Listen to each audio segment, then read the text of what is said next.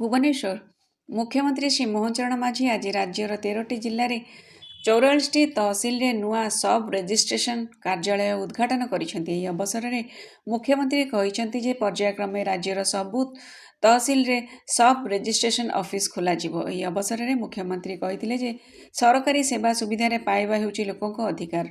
लोकंको सम्मानर सहित उत्तम सेवा जोगाई देबाको मुख्यमंत्री राजस्व विभाग कर्मचारी मानकु परामर्श देइथिले।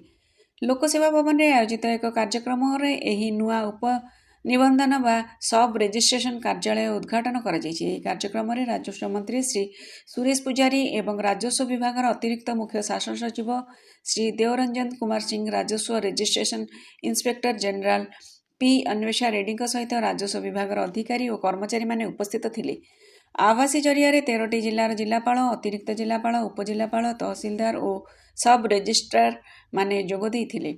सूचना योग्य राज्यर समुदाय 317 तहसिल मध्यरु 217 तहसिल पूर्वरु सब रेजिस्ट्रेशन ऑफिस खोला जाइछि। अवशिष्ट 100 रु आज 44टी सब रेजिस्ट्रेशन ऑफिस खोला गला। बाकी 56टी पर्यायक्रमे चलित वर्ष शेष सुधा खोलिबा पई योजना रखा जाइछि। कार्यक्रम में मुख्यमंत्री कहिथिले जे गत 16 मास धरी आम सरकार प्रशासनिक व्यवस्था रे अनेक संस्कार आनिछंती। आमर मूल लक्ष्य हेउची शासन व्यवस्था को स्वच्छ, पारदर्शी और लोकाभिमुखी करिबा। जेते दूर संभव शासन व्यवस्था को लोकंक दुआर मुह को नेबा हेउची आमर मुख्य लक्ष्य। खुशीर कथा या हासिल करिया पई टेक्नोलोजी उपलब्धता रहिछि। टेक्नोलोजी रो व्यवहार करी सरकार लोकंक निकटतर होई पारुछंती एवं जनसाधारण घरे बसी अनेक सरकारी सेवा सुविधा रे पाई पारुछंती बोली मुख्यमंत्री कहिथिले। मुख्यमंत्री कहिथिले जे वर्तमान राज्यर सरकार 32टी विभाग रे 433टी सेवा को ऑनलाइन जरिया रे जोगाई देउछंती। निकटरे जमीजमा पंजीकरण पई स्लॉट बुकिंग निमते ई रजिस्ट्रेशन मोबाइल ऐप रो मध्य शुभारंभ होइतिला। एथिरे स्लॉट बुकिंग सहित ईसी एवं अन्य जरूरी कागजपत्र मध्य मिली पारुछि। उद्देश्य हेउछि जेते दूर संभव लोकंकु सुविधा रे ओ सहजरे सेवा जोगाई देबा। स्मार्ट सर्वेलांस जरिया समस्त सब रेजिस्ट्रेशन ऑफिस को सीसीटीवी जरिया निरीक्षण करा जाउछि। एहा द्वारा कर्मचारी मानकर समयानुवर्तिता एवं पारदर्शिता को सुनिश्चित करा जाय पारुछि। उपनिबंधन कार्यालय को दुर्नीतिमुक्त और मध्यस्थी मुक्त करने दिगरे एही स्मार्ट सर्वेलांस व्यवस्था खूब उपयोगी हो पारुछि बोली मुख्यमंत्री कहिथिले।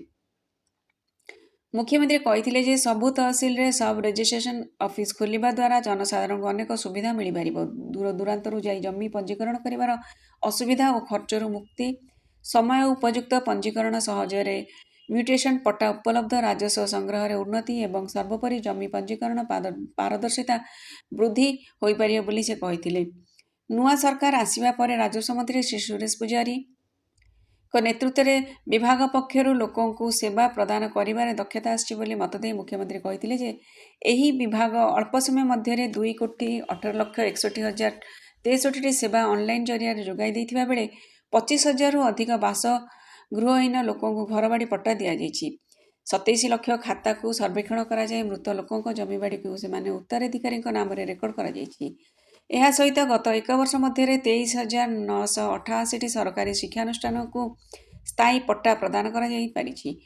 एही उल्लेखनीय सफलता पाई मुख्यमंत्री श्री माझी, राजस्व मंत्री, विभाग अतिरिक्त मुख्य शासन सचिव और विभागीय अधिकारी मानकु धन्यवाद देइथिले। राजस्व मंत्री सुरेश पुजारी कहिले जे जमी बिका किणा समय साधारण भावे लोक माने बहुत हंतसंत हुअंती। एथिपाई विभागर संस्कार अणाଯାई सबु तहसिल रे सब रेजिस्ट्रेशन खोला जिबा, किणा बिका प्रक्रिया को सरल करिबा, राजस्व रेकर्ड को संशोधन करिबा, कैशलेस अर्थ नेण देण एवं त्वरित पट्टा प्रदान पई व्यवस्था करा जाउछि। व्यवस्था को सहज, सरल और समयोपयोगी करिबा दिगरे राजस्व विभाग पक्षरु उद्यम करा जाउछि बोली से कहिथिले। से कहिथिले जे तहसिल ऑफिस और सब रेजिस्ट्रेशन ऑफिस को टर्मिनेंस करा जाई बा समान करा जाइछि। आ द्वारा तहसिल समस्त सेवा लोक माने गोटिए जगह सुविधा रे पाई परिबे। अनेक दिन धरी पार्ट प्लॉट बिकिबा व्यवस्था बंद थिबारु जनसाधारणक सुविधा पई व्यवस्था रे परिवर्तन करा जाई एहाकु अनुमोदन दिया जाइछि। एहा द्वारा जनसाधारण सुविधा रे जमी किणा बिका करि पारुछन्ति। एही कार्यक्रम रे विभागीय अतिरिक्त मुख्य शासन सचिव श्री देवरंजन कुमार सिंह स्वागत भाषण देथिले एवं राजस्व registration inspector general P Anvesha Reddy धन्यवाद अर्पण करथिले। समृद्ध